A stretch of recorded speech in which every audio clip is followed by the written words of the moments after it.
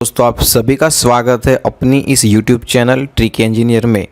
मैं हूं महेश चावड़ा और आज आपके साथ शेयर करूंगा GTU का लेटेस्ट जो सर्कुलर है रिगार्डिंग एग्ज़ाम फॉर्म फिलिंग और पेपर स्टाइल। तो दोस्तों ये जो वीडियो मैं बना रहा हूं वो सभी ब्रांच के स्टूडेंट्स के लिए एप्लीकेबल है। जी हाँ, आप BE के हो, आप BR के हो, आप B प्लान के हो, आप PDDC के हो, आप डिप्लोमा के स्टूडेंट्स हो या फिर आप MCA के स्टूडेंट्स हो, आप कोई भी स्ट्रीम लाइन के स्टूडेंट्स हो, ये वीडियो आपके लिए यूज़फुल होने वाला है। इस वीडियो में मैं आपको बताऊंगा कि कौन कौन सी इम्पोर्टेंट इंस्ट्रक्शन दी गई है गाइडलाइन में, उसको हम इन डेप्थ डिस्कस करेंगे। इंस्टीट्यूट के लिए क्या बोला गया है और स्टूडेंट्स को कौन सी गाइडलाइन फॉलो करनी है ड्यूरिंग दी फॉर्म फिलिंग।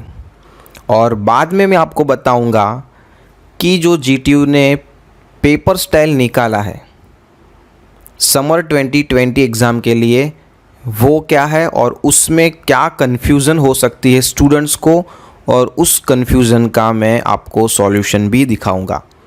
तो दोस्तों बने रहिए मेरे साथ एंड तक और इस वीडियो को मैं रिक्वेस्ट करता हूँ कि आप पूरा देखिए।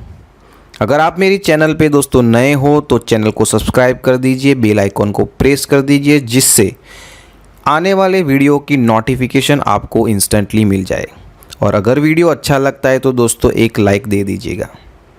तो चलो शुरू करते हैं आज का ये वीडियो। तो सबसे पहले मैं आपको जो गाइडलाइन में इंस्ट्रक्शन दी गई है वो मैं आपको बता देता हूँ।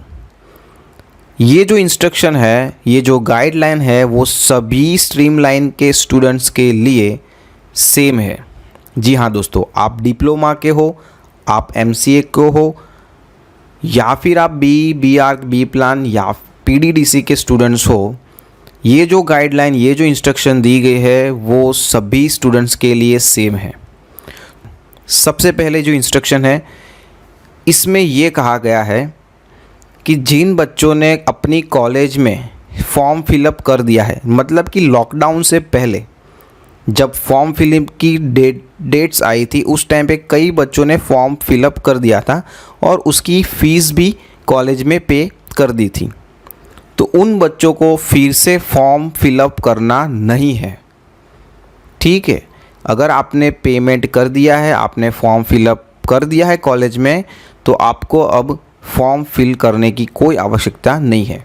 लेकिन जिन बच्चों ने अभी तक फॉर्म फिलअप नहीं किया था, लॉकडाउन हो गया था और सभी कॉलेजेस बंद हो गई थी, तो वैसे बहुत सारे स्टूडेंट्स हैं जिन्होंने अभी तक फ़ी पे नहीं की है, फॉर्म फिलअप नहीं किया है। तो दोस्तों कैसे आपको करना है फॉर्म फिलअप? तो आपको आपका खुद का जो स्टूडेंट पोर्टल है, जो GTU ने आपका मॉक टेस्ट लिया था दोस्तों, उस टाइम आपको स्टूडेंट पोर्टल दिया गया था, आपके पास ID होगा, आपके पास पासवर्ड होगा। उसी स्टूडेंट पोर्टल पे जाके आपको डायरेक्टली ऑनलाइन फॉर्म फिलअप करना है और जो पेमेंट है उस एग्ज़ाम का वो भी दोस्तों वहीं पे आपको ऑनलाइन ही करना है। तो ये हो गई इंस्ट्रक्शन नंबर 1। इंस्ट्रक्शन नंबर 2 जो है वो इंस्टीट्यूट के लिए है। उसमें कहा गया है कि जिन इंस्टीट्यूट के अंदर स्टूडेंट्स ने फ़ीस पे कर दी है, उस फीस को उस इंस्टीट्यूट को GTU को सबमिट करना है यूजिंग SBI iCollect। ठीक है, और उसकी जो शेड्यूल है वो टेबल नंबर A में दिया गया है और उसको फॉलो करना है। और जो तीसरी इंस्ट्रक्शन है वो बहुत ही इम्पोर्टेंट है, काफ़ी यूज़फुल है बच्चों आपके लिए। अगर आप कंटेनमेंट जोन में हो या फिर आपके घर में कोई कोरोना पॉजिटिव है, आप क्वारंटाइन हो चुके हो या फिर आप एग्ज़ाम में अपीयर नहीं हो सकते कोई भी वजह से जो सीधी कोरोना को लिंक कर रही हो, तो आपको दोस्तों अभी से ये जो 25 जून से एग्ज़ाम होने वाली है उसमें आपको अलाउ नहीं करेंगे। फिर भी आपको जो फॉर्म फिलअप करना है वो इसी शेड्यूल के अंदर करना है। मतलब मैं आपको जो उसका शेड्यूल है वो बाद में बताऊंगा। वो जो डेडलाइन है, वो जो डेट्स है, उसी डेट्स के अंदर आपको भी फॉर्म फिलअप करना है। जी हाँ दोस्तों, अगर आप कंटेनमेंट जोन में हो, आप रेड जोन में हो और आप एग्ज़ाम जो 25 जून से स्टार्ट हो रही है उसके अंदर अगर आप अपीयर नहीं हो सकते, ऐसी कंडीशन है दोस्तों, तो आपको एक एप्लीकेशन लिखनी है अपनी कॉलेज को और वो एप्लीकेशन अपनी कॉलेज को भेज देनी है। आप मेल का यूज़ कर सकते हो और बाय मेल आप अपनी कॉलेज में वो एप्लीकेशन भेज सकते हो। कॉलेज क्या करेगी, कॉलेज आपके मेल पे रिएक्ट करेगी, वो चेक करेगी क्या सही है क्या गलत है, और वो चेक होने के बाद वही मेल को पूरे प्रोसीजर के साथ जीटीयू को फॉरवर्ड कर देगी। तो जीटीयू जो है वो आपकी परीक्षा बाद में स्पेशली कंडक्ट करेगा, लेकिन वो बाद में स्पेशली एग्ज़ाम कंडक्ट करने के लिए भी आपको अभी जो ये शेड्यूल है इसी शेड्यूल में एग्ज़ाम फॉर्म फिलअप करने हैं। अगर आप ये एग्ज़ाम शेड्यूल में आपका एग्ज़ाम फॉर्म फिलअप नहीं करते दोस्तों, तो बाद में आपको कोई टाइम नहीं मिलेगा, कोई डेट्स नहीं मिलेगी एग्ज़ाम फॉर्म फिलअप करने के लिए। जी हाँ दोस्तों, तो ये जो शेड्यूल अभी जो निकला है, आप फिर चाहे कहीं पे भी रह रहे हो, कंटेनमेंट जोन में हो, आप होम क्वारंटाइन हो या फिर किसी रेड जोन में से आ रहे हो, फिर भी आपको अभी इसी शेड्यूल के दौरान आपका एग्ज़ाम फॉर्म और उसकी फ़ीस पे कर देनी है। हाँ, आपकी एग्ज़ाम 25 में नहीं हो सकती, तो आपकी बाद में स्पेशल एग्ज़ाम होगी जीटीयू के द्वारा और उस टाइम पे आपको वहाँ पे अलाउ करेंगे। तो ये हो गई इम्पोर्टेंट इंस्ट्रक्शन। उसके बाद ये जो है वो है इंस्टीट्यूट के लिए, कि जो इंस्टीट्यूट है उनको क्या करना है, उनको जो फॉर्म गनिंग करना है, अगर बाकी है तो वो फॉर्म गनिंग कर देंगे। इंस्टीट्यूट को एक और चेक करना है कि अगर कोई ऐसे बच्चे हैं जिन्होंने मतलब डिटेन हो चुके हैं और फॉर्म फिलअप किया है, तो वैसे बच्चों को आइडेंटिफाई करना है, कॉलेज को, इंस्टीट्यूट को, और उन बच्चों के जो फॉर्म फिलअप किए हैं उन लोगों ने उसको रिजेक्ट करना है। ठीक है, उसकी भी प्रोसीजर जीटीयू ने बता दी है, तो ये आपके लिए नहीं है, स्टूडेंट्स के लिए नहीं है, तो मैं इसको इन डेप्थ इतना नहीं ले रहा हूँ। बात करेंगे आगे जो इंस्ट्रक्शन फॉर स्टूडेंट्स है। ठीक है, तो जैसे कि आपको पता है, मैंने आगे बताया कि आपका जो फॉर्म फिलअप और पेमेंट है वो दोनों आपको स्टूडेंट पोर्टल पे जाना है, और यहाँ पे स्टूडेंट पोर्टल की जो लिंक है वो दी गई है www.student.gtu.ac.in। अगर आपके पास इस पोर्टल की लॉगिन आईडी और पासवर्ड नहीं है तो आप आपके कॉलेज को कांटेक्ट कर सकते हो। उसकी जो गाइडलाइन है, कैसे पेमेंट करना है, क्या है, उसकी भी एक लिंक यहाँ पे दी गई है, वो आप पढ़ सकते हो। अगर आपको पता नहीं चलता तो आप कमेंट बॉक्स में मुझे क्वेश्चन डाल सकते हो, मैं उसका रिप्लाई अवश्य करूँगा।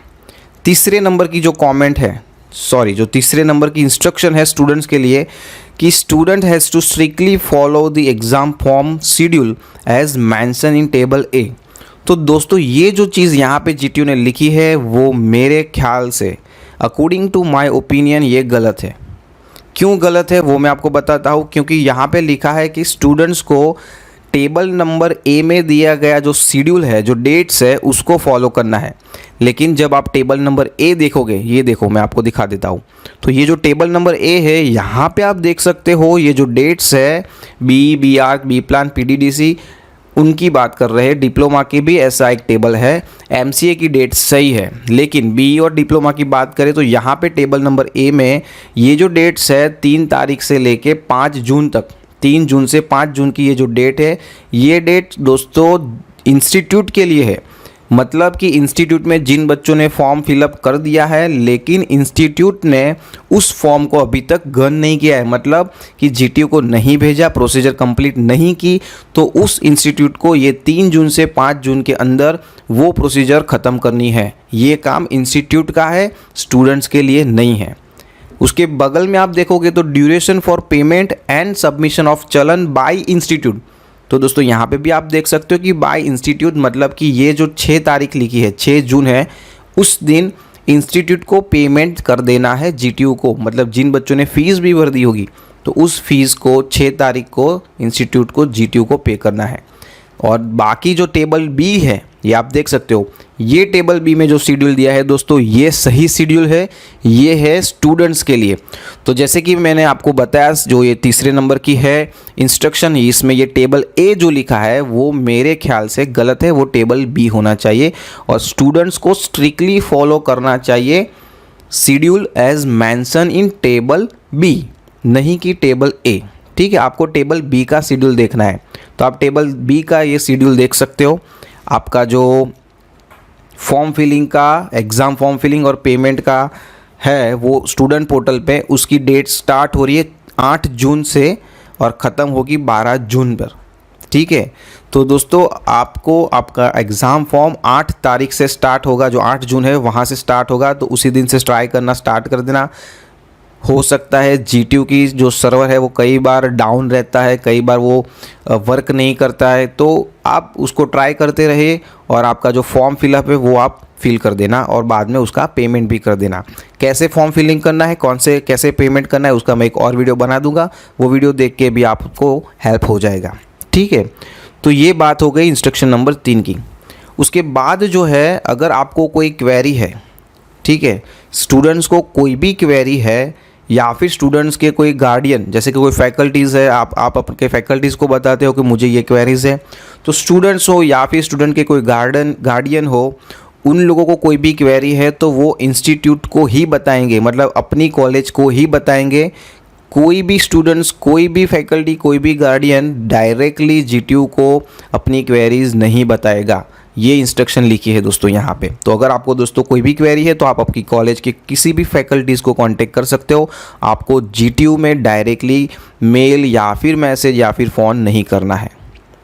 ठीक है, आगे की इंस्ट्रक्शन हम देखते हैं। तो यहाँ पे आपको ये दिखाई दे रहा है कि जो आपके नाम होता है, आपका एनरोलमेंट नंबर होता है, सब्जेक्ट कोड, सब्जेक्ट नेम, कई बार सब्जेक्ट कोड और सब्जेक्ट नेम दोनों अलग अलग रहते हैं, और बाकी की जो डिटेल्स होती है, अगर उसके अंदर आपको कोई क्वेरीज है वो अगर रॉन्ग दिखाई दे रही है आपको पोर्टल के ऊपर, आपके जो स्टूडेंट पोर्टल पे ऊपर ये अगर इन्फॉर्मेशन रॉन्ग दिखाई दे रही है, तो आपको आपकी कॉलेज को इमीडिएटली कांटेक्ट करना है। आपको GTU को कुछ नहीं करना है, आपको करना है आपकी कॉलेज से कांटेक्ट करना है। ठीक है, एक बात और यहाँ पे लिखिए कि अगर आप पेमेंट कर रहे हो और उस पेमेंट में आपने पहले कर दिया है, उस टाइम पे कुछ एरर आया, आपने फिर से पेमेंट किया और बाद में आपको मैसेज मिला कि आपके 2 टाइम्स पेमेंट हो गए हैं, गलती से 2 बार पेमेंट हो गए हैं, तो इन कंडीशन में आपको epayquery@gtu.edu.in इसके ऊपर एक मेल कर देना है,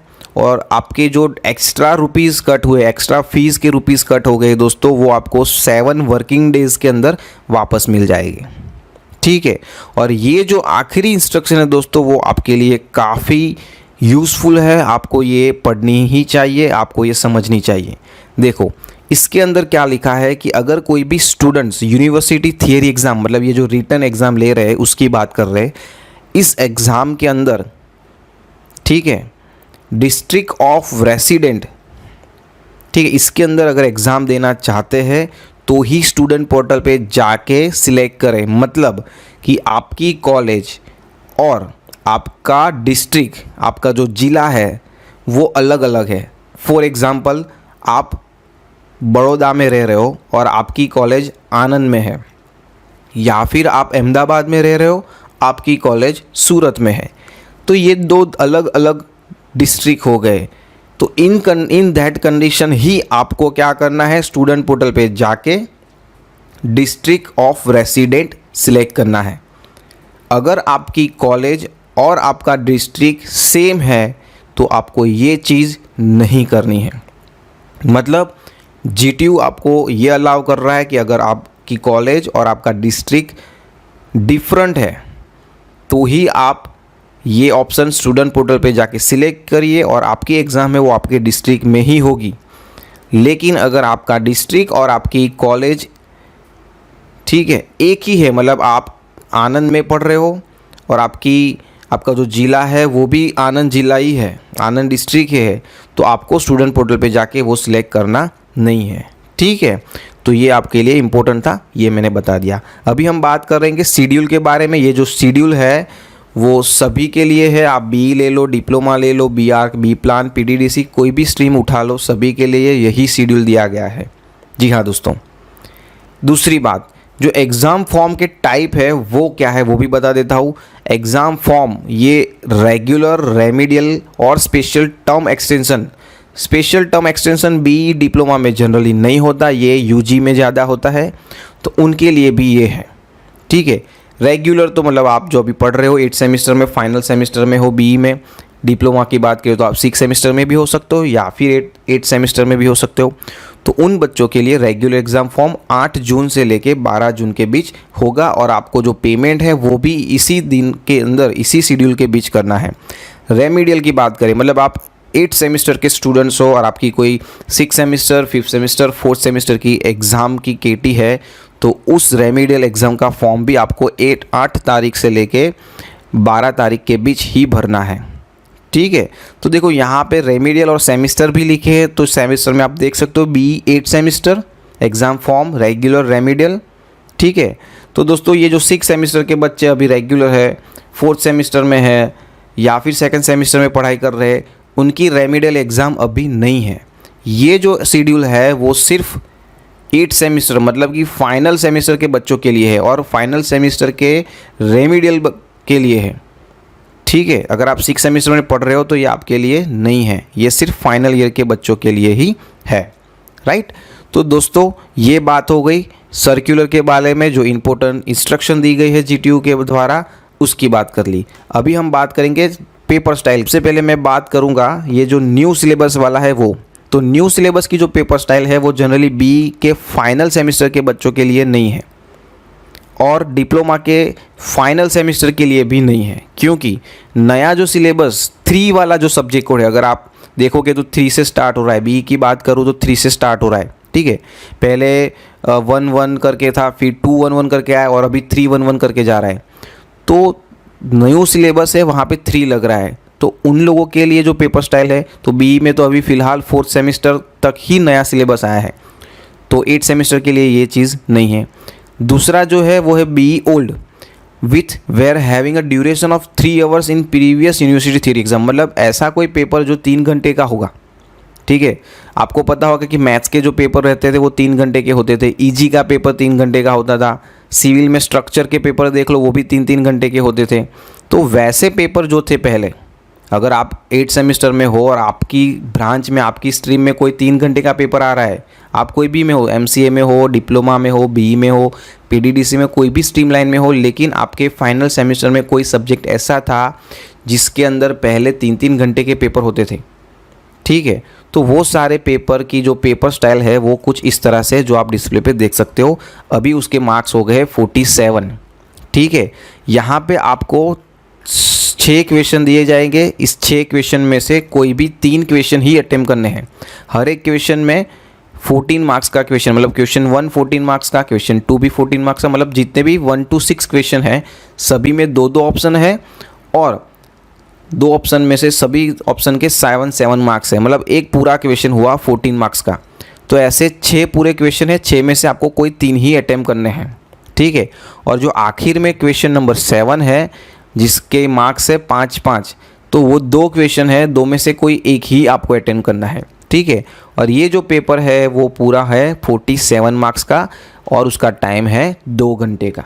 ठीक है, तो ये जो पेपर है 47 मार्क्स का, ये इस सब्जेक्ट का है जिनका 3 घंटे का टाइम था, जो मैंने अभी आपको एक्सप्लेन किया। अभी हम बात करेंगे दूसरे पेपर के बारे में, paper style for B old. तो यहाँ पे आप देख सकते हो दोस्तों कि जो टोटल मार्क्स है वो 56 है, जो कि अभी हमने प्रीवियसली देखा वो था 47 का। तो 47 किसके लिए थे? वो थे जो 3 घंटे का पेपर है उसके बारे में। लेकिन ये जो 56 वाला है वो है 2.5 आवर के लिए, मतलब जो पहले जो 2.5 आवर के पेपर रहते थे उस पेपर की पेपर स्टाइल में अभी हो गए हैं मार्क्स 57। ठीक है, और इसके अंदर टोटल 8 क्वेश्चन आपको पीछे है और इस 8 क्वेश्चन में से आपको कोई 4 ही अटेम्प्ट करने हैं। अगर हम कंपैरिजन की बात करें तो 47 में क्या था दोस्तों, 6 क्वेश्चन में से कोई 3 और आखिर का जो क्वेश्चन 7 था उसमें से 2 में से कोई 1 क्वेश्चन। जबकि ये 56 वाला है उसकी बात करें तो आपको टोटल 8 मिल रहे हैं और 8 में से कोई 4 ही लिखने हैं। ठीक है दोस्तों, अगर आपको अभी भी कोई क्वेरी है रिगार्डिंग पेपर स्टाइल या फिर सर्कुलर के बारे में तो दोस्तों आप कमेंट बॉक्स में मुझे बताइए, मैं उसका रिप्लाई दूंगा, उसका आंसर मैं अवश्य दूंगा। दोस्तों आपको वीडियो कैसा लगा? अगर अच्छा लगा है तो वीडियो को लाइक दे दीजिए और मेरी चैनल को सब्सक्राइब कर लीजिए। तो मिलते हैं नए वीडियो के साथ, तब तक के लिए धन्यवाद। Thank you.